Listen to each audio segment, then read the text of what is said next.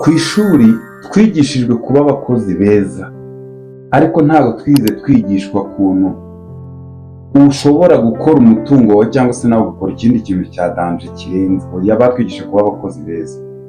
Ese nawe waba warize imyaka 15 kugeza ku myaka 20, niba warize na garidiyeni uri hagati y'imyaka 15 na 20 ubwo na kaminuza iri.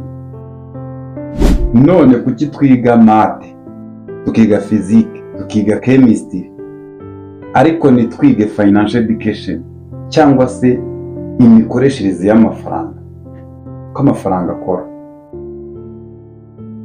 Ubu tuvugana dufite abantu bafite diplome ariko badafite financial freedom, bwigenge ku mafaranga. Dufite abantu barangije university benshi cyane batazi uko amafaranga akora. Nabo bari hano hanze, nabo bari aho ngabo bisanzwe. Kubera iki? Twize kuba abakozi beza ariko ntabwo twize kuntu amafaranga yadukorera.